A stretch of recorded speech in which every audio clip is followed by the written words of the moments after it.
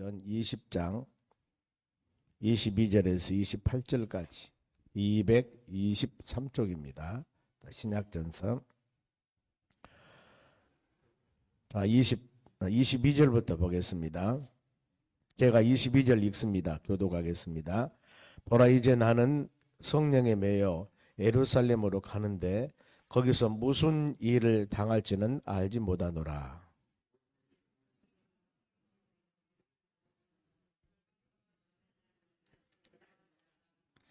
내가 달려갈 길과 주 예수께 받은 사명 곧 하나님의 은혜의 복음을 증언하는 일을 마치려 하면은 나의 생명조차 조금 더 귀한 것으로 여기지 아니하노라.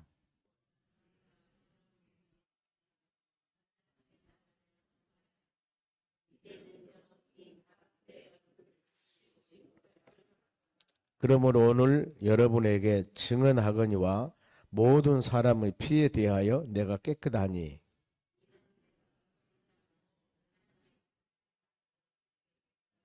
같이 읽습니다.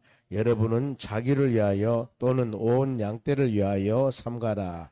성령이 그들 가운데 여러분을 감독자로 삼고 하나님이 자기 피로 사신 교회를 보살피게 하셨느니라. 아멘. 옆 사람에게 오늘도 승리합시다. 오늘 하나님 말씀은 복음 증거자들의 사명 자세입니다. 특히 우리가 주의 깊게 묵상할 것이 24절 말씀입니다. 보면은 바울이 복음을 증거하면서 앞으로 어떤 고난과 어려움이 다가올 줄 모릅니다. 굉장히 어려운 일이 있다 할지라도 나는 이 복음 증거하는 일을 마치려 하면은 생명조차도 귀한 것으로 여기지 아니한다고 그랬습니다. 이 바울의 결단. 우리가 이 말씀 묵상하면서 그렇구나. 어떤 환경에서 이런 결단을 했을까? 17절부터 내용은 연결이 됩니다. 바울이 밀레도에서 사람을 에베소로 보내어 교회 장로들을 청하니 3차 전도 여행을 하면서 밀레도에서 에베소 있는 장로들을 청합니다. 그러면서 이제 본인이 예루살렘을 가게 되는데, 예루살렘은 어떻게 보면 선교 거점지입니다. 모태 교회죠. 거기를 가려고 하는데 지금 바울이 증거한 것은 예수 그리스도를 믿음을 통하여 구원받는다는 복음입니다. 예수 복음. 그런데 유대교에서는 예수 그리스도를 믿음을 복음이 아니라 613가지의 율법 조항을 지켜야만이 구원을 받는다고 그랬습니다. 지킬 수가 없습니다. 그건. 그리고 예수 그리스도를 구세주로 여기질 않고. 그러니 바울이 전하는 복음이 어떻게 보면 쉽죠. 은혜를 믿음으로 구원받았다고 그랬으니까, 예수 그리스도 믿기만 하면 구원받으니까. 많은 사람이 기독교로 개종을 하게 되어버립니다. 유대교 사람들이. 그러니 예루살렘 모태교회에서는 어떻게 했습니까? 유대교인들이 그야말로 바울 사도 내가 죽여야 되겠구나 하고 죽이려고 계획을 세우고 있습니다. 이런 좋지 않은 소리들이 많이 들어와요. 그런데 이런 상황인데도 불구하고 바울이 이제 예루살렘 모태교회에 가서 선교 복음을 해야 되지 않겠습니까? 그럴 때 이 주어진 모든 배경들입니다. 보면은 우리가 예수 그리스도를 복음으로 증거할 때 많은 사람에게 칭찬도 받을 수가 있지만은 많은 고난과 어려움도 있습니다. 사도행전이 성령행전이요. 더 나가서 바로 전도행전인데 쭉 하나님 말씀 묵상하다 보면은 바울이 1차, 2차, 3차 노마 여행 가기까지 사도행 13장부터 전체 28장까지 내용이 바로 그런 내용인데, 바울 사도가 복음을 증거하면서 당하는 고난, 어려움, 이런 상황을 기록한 것이 바로 전도행전, 성령행전, 사도행전입니다. 신약의 오히려 유일하게 역사서라고 그랬습니다. 그런데 이 많은 과정 보면은 많은 곳을 가는 곳마다 많은 사람에게 대접받고 아니면은 높임받고 그런 사례들은 거의 없습니다. 그럼 우리 예수님이 세상에 오셔서 인자가 온 것은 잊어버린 자를 찾아 구원케 오셨다고 이 누가복음 19장 10절 말씀 그러는데, 와서 잊어버린 영혼들에게 복음을 증거할 때 주님이 이곳저곳 다니면서 많은 바로 이 대접을 받았냐. 마태복음 21장 보면 예루살렘 입성할 때 호산나면서 많은 사람이 섬기는데, 그때 섬김은 많은 사람들이 목적의식이 있었습니다. 저분이 예루살렘에 와서 만왕의 왕이 되신다면은 오병이어 기적을 행했고 말씀으로 질병을 치료했고, 그런 이제 우리는 진짜 좋은 세상에 돌아올 것이다. 이겁니다. 정말이면은 예수님은 십자가 죽기 위해서 예루살렘에 들어가는데, 입성하는데 전혀 다르잖아요. 그들의 기쁨과 예수님을 섬김은 어떻게 보면은 자기들의 유익을 위한 것들이라고 할 수 있습니다.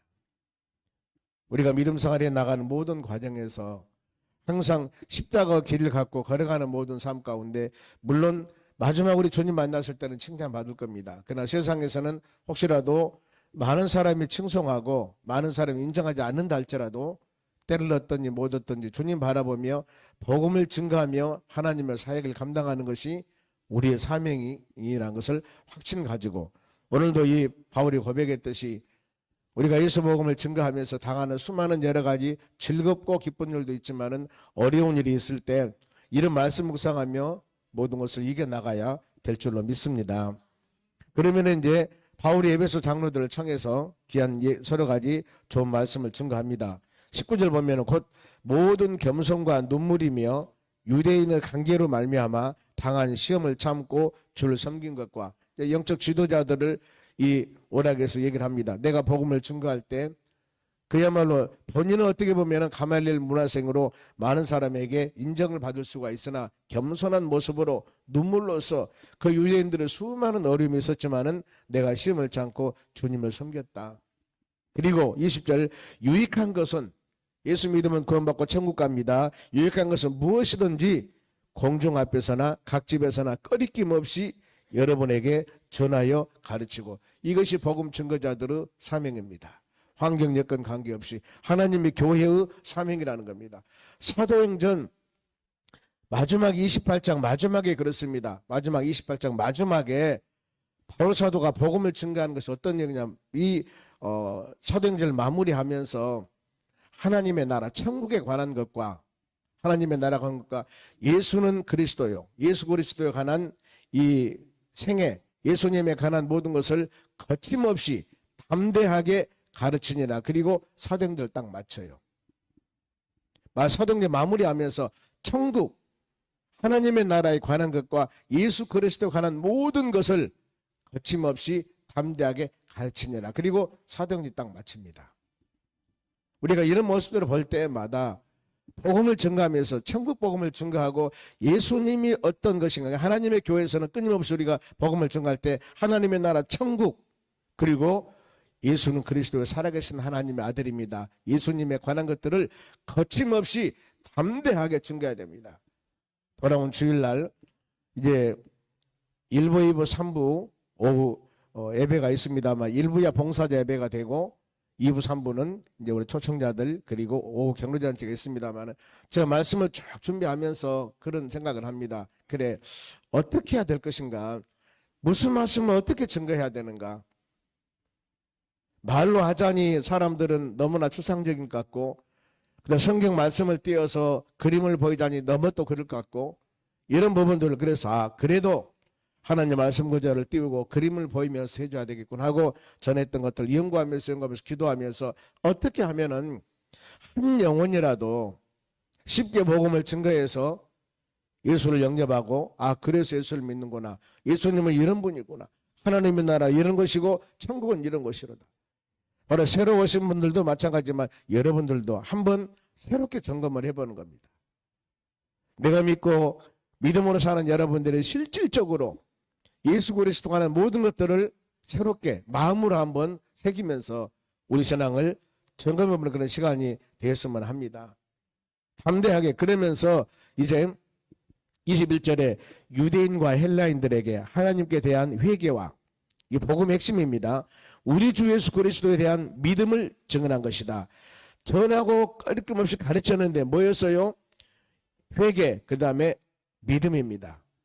잘못한 것도 있으면 회개해라.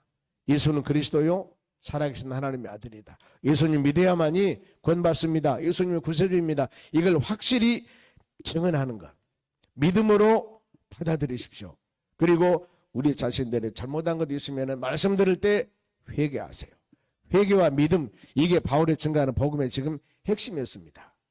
그럼 우리는 어떻습니까? 하나님 전에 와서 하나님 말씀 들을 때 내 자신이 말씀을 듣고 잘못한 것도 있으면 철저하게 회개, 그리고 우리 자신들이 흔들리지 않는 믿음, 확실한 믿음을 가지면서 우리 신앙의 여정의 길을 가야 될 줄로 믿습니다. 그러면서 이제 22절 보세요. 보라, 이제 나는 성령에 매여 예루살렘으로 가는데, 지금 이곳에서 예루살렘까지 거리는 약 한 자료에 보면 900리 1000km가 된다고 그래. 밀레도에서 예루살렘까지 가는데, 에베소에서 예루살렘까지 가는데 약 한 1000km 정도가 된다고 그래. 900에 1000km. 이 어마어마한 길 가는데, 예루살렘으로 가는데 거기서 무슨 일을 당할지 내가 알지 못하느라. 유대인들이 오기만 하면 너 죽어. 좀 이런 소식을 들었습니다. 그러나 23절, 오직 성령의 각성에서 내게 증언하여 결박과 환란이 나를 기다린다 하나. 이게 사명자의 자세입니다. 두려움 없이 무서움 없이 내가 하는 신앙의 여정의 길에 가시밭길이 있다 할지라도 우리가 하나님의 귀한 사역들을 감당하고 믿음으로 살아간 우리의 삶 가운데 어떤 힘들고 어려운 길이 있다 할지라도 이게 정말이면 사명자의 자세입니다. 수많은 고난과 환난과 결박이 바로 기다린다 할지라도 많은 소식을 바울은 들었습니다. 너 가면 굉장히 어려움이 있을 것이다. 그런 날짜라도 24절 핵심 구절입니다. 같이 읽겠습니다. 내가 달려갈 길과 주 예수께 받은 사명 곧 하나님의 복음을 증거하는 일을 마치려 하면은 나의 생명조차 조금 더 귀한 것으로 여기지 아니하노라. 이거 여러분, 나의 달려갈 길과 하나님께서 바울에게 사명을 주었습니다. 사도행전 9장 15절에 저 다메섹 도상 예수 믿는 사람이 있다고 그래서 핍박으로 가는 그 시기에 바로 너는 이방인들과 임금들과 많은 사람에게 복음을 증거하게 한 내 택한 그릇이다. 너는 내 것이야. 내 택한 그릇이야. 여기 사명을 받습니다. 그러니까 하나님을 주신 그 사명, 내 달려갈 길과 주 예수께 받은 사명, 예수님 주신 사명, 이 하나님의 은혜의 복음을 증언하는 일을 마치려 하면은 하나님이 나를 구원해 주셨고 하나님이 여러분을 선택해 주셨고 내가 믿음의 사람으로 내 인생의 여정을 가는 모든 과정에서 내가 할 일, 여러분들이 할 일 다 했습니다. 생명조차도 조금 더 귀한 것으로 여기지 아니했다. 이것이 바로 바울의 각오입니다.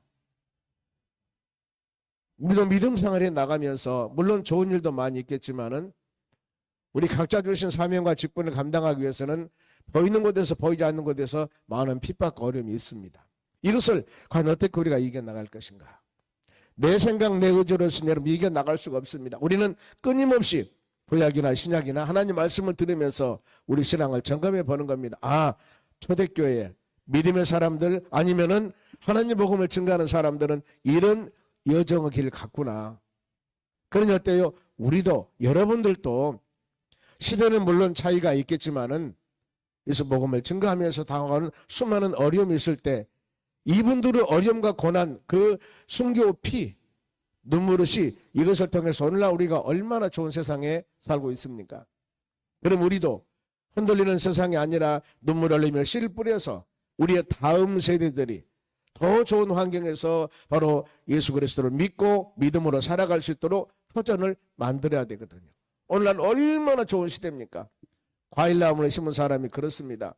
과일의 수명이 10년이 되고 20년이 30년이 되고 40년이 되면 과일나무가 늙습니다. 그럼 어때요? 내가 이 과일나무를 통해서 많은 소득을 하며 살아왔습니다. 그러면은 다음 세대 우리 자식들이 이 과일나무를 통해서 바로 복된 삶을 살기 위해서는 오래된 과일나무는 잘라버리고 새로운 수종을 또 심어야 돼요. 그래야만 이게 자라서 우리 세대가 아니라 다음 세대에 또 그런 바로 영광과 축복과 은혜를 누리지 않겠습니까? 신앙은 항상 그게 있습니다. 우리가 기도할 것도 그거예요. 지금 우리가 송정소문교회가 이와 같이 장년부가 모여서 기도하지만은 다음 세대를 한번 생각을 해보세요. 기쁘고 찬양이 나올 시기는 아닙니다. 다음 세대. 물론 여러 가지 환경적인 요소는 있을 거예요. 그러나 우리가 환경적인 요소를 이겨나가는 것이 하나님의 능력입니다. 이게 우리가 할 일이에요. 시대적인 상황 보고 바로 좌절과 절망이 아니라 이 시대적인 상황을 어떻게 역행을 해 나가며 하나님의 선한 뜻을 이루어 나갈 수가 있을까? 가끔 제가 그런 비유를 합니다. 큰 홍수가 났습니다. 그러면 엄청나게 큰 통나무는 나무들은 둥실둥실 그 물을 따라서 내려갑니다. 그런데 이 송 하나만 송사리는요, 물고기는 그 물을 역행해서 올라가는 거예요. 살아있는 것과 죽어있는 것은 차이입니다. 보면은 살아있는 생명은 움직입니다. 성장합니다. 이걸 항상 마음으로 생각하셔야 돼요. 가끔 우리가 어떤 무사안일적인 상황으로 시대적인 상황을 봅니다. 지금 시대가 이래, 지금 상황이 이래. 그렇습니다. 그런데 바로 하나님의 교회와 또 우리가 주의 사역을 감당하는 데는 시대적인 흐름에 따라서 가면 절대 안 되는, 과연 하나님 우리를 어떻게, 하나님 원하는 것은 어떤 것인가를 마음에 새기면서 주님 의지하며 믿음으로 나가는 신앙, 이게 바로 여러분 하나님께서 원하는 것이라고 할 수가 있습니다. 그러면 15절에도 보라, 내가 여러분의 중에 왕래하여 하나님의 나라를 전파하였으나 이제는 여러분이 다 내 얼굴을 다시 못 볼 줄 알리라. 내가 쭉 복음을 증거했는데 이제 예루살렘에 가면 어떤 일이 당할지 정원이 숨길지도 몰라요. 그러니 뭡니까? 이제 장래 일을 내가 다시는 여러분들을 못 볼 줄도 모릅니다. 그러면서 본인의 신앙에 대해서는 고백을 합니다. 26절, 그러므로 오늘 여러분에게 증언하거니와 모든 사람의 피에 대해서 내가 깨끗하다. 이것은 뭐요? 전심을 다하여서 나는 사명을 감당했다는 겁니다. 그러니까 24절 말씀과 같이 하나님이 나에게 준 사명을 나는 전심을 다했다. 이런 고백은 아무나 할 수 있는 일이 아닙니다. 우리가 그렇지 않습니까? 인생 쭉 살아오면서 어느 때인가 이제 나이가 어느 정도 좀 되신 분들은 그러질 겁니다. 10년 후에 20년 후에 과연 우리가 어떻게 될 것인가.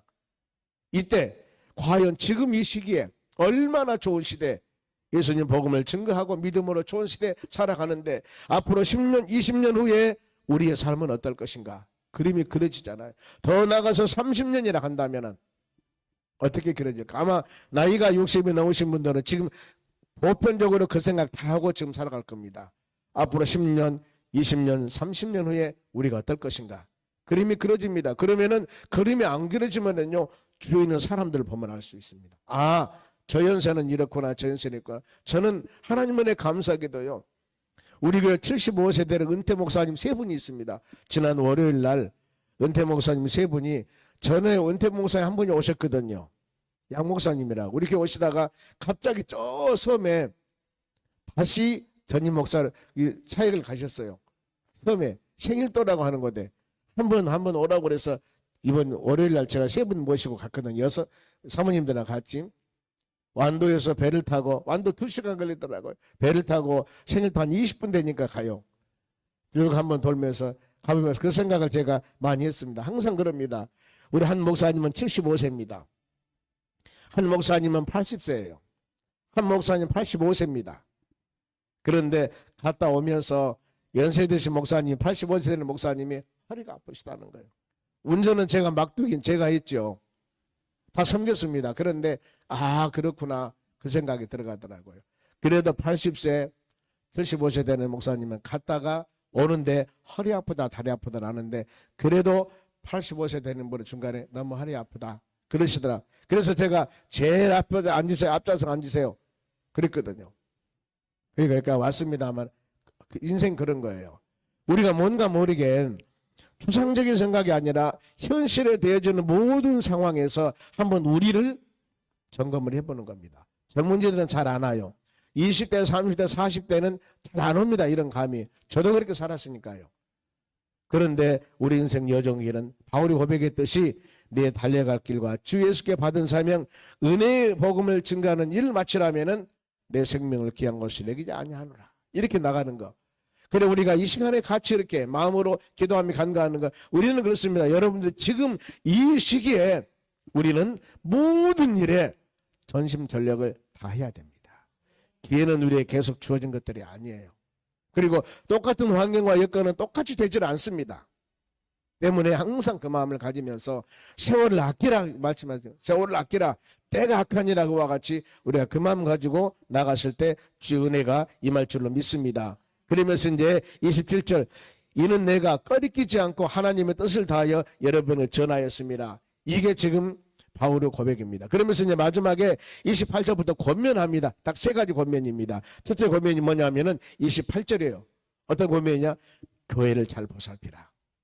첫째, 그래서 28절, 여러분은 자기를 위하여 또는 온 양떼를 위하여 삼가라. 조심해라. 성령이 그들 가운데 여러분을 감독자로 삼고 하나님이 자기 피로 세운 교회를 보살피게 하셨느니라. 우리는 여러분 하나님의 교회, 예수 그리스도 피로 세운 이 하나님의 교회를 잘 벗어, 물론 교회는 여기서 성도들을 말합니다. 건물을 말하는 거 아니에요. 그러니까 우리가 한 생명 구원받은 여러분들을 우리는 잘 보살펴야 됩니다. 하나님의 교회 모든 성도들. 이게 우리 교회 첫 번째 사명이고, 두 번째는 뭐냐면 30절입니다. 이단들 조심해야 돼요. 또한 30절, 여러분 중에서 제자들을 끌어 자기를 따르게 하려고 어그러진 말을 하는 사람들이 일어날 줄을 내가 아노라. 어그러진 말, 이단들입니다. 거짓 선자들, 잘못된 말로 사람들을 미혹하고 유혹하는 거, 이거 조심해라. 여러분 조심해야 됩니다. 바울도 그 권면합니다. 그러면서 세 번째 권면이 약한 자들을 보살피라. 35절입니다. 범사에 여러분에게 모본을 보여준 바와 같이 수고하여 약한 사람들을 돕고, 또 주 예수께서 친히 말씀하신 바 주는 것이 받는 것보다 복이 있다심을 기억하라. 여러분 연약한 심령이 있으면은, 나보다 어려운 심령이 있으면은 예를 들어서 돕는 것, 이것이 바로 하나님께서는 복된 일이라고 세 가지 권면합니다. 이 권면을 하고 이 말씀을 듣고 난 후에 어떤 상황이 된가 보세요. 36절, 이 말한 후에 즉 바울이 증말하면은 본인의 복음 증가하는 사명 자세를 말씀을 증거했습니다. 그리고 권면 세 가지 합니다. 이 말을 많은 사람이 이 말을 한 후에 무릎을 꿇고 그 모든 사람들과, 말씀 듣는 사람들이죠, 함께 기도하니 그랬습니다. 우리는 한 영혼을 위해서 간절한 마음으로 기도하고, 그리고 앞으로 어떻게 될 줄 알지 못하기 때문에 37절 다 크게 울며 바울은 목을 안고 입을 맞추니라. 얼마나 하나님 말씀을 듣고 은혜를 받고 아름다운 광경들이 아니겠습니까?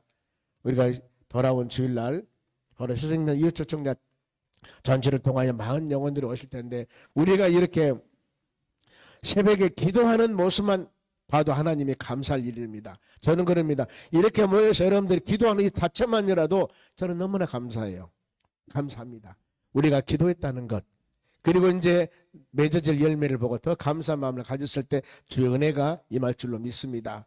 아무쪼록 우리 행하는 한 사람 한 사람 여러분의 이 귀한 시간 들여서 기도하는 우리의 간구함이 하나님의 나라에 연락되어서 주의 때가 되매 아름다운 열매를 맺을 줄 믿습니다. 이 하루도 말씀 꼭 붙잡고 믿음으로 승리하는 여러분 되시기를 주의 이름으로 축원합니다. 기도하겠습니다. 하나님 감사드립니다. 주신 말씀 마음에 새기며 믿음으로 승리하는 우리의 삶이 되기를 원합니다.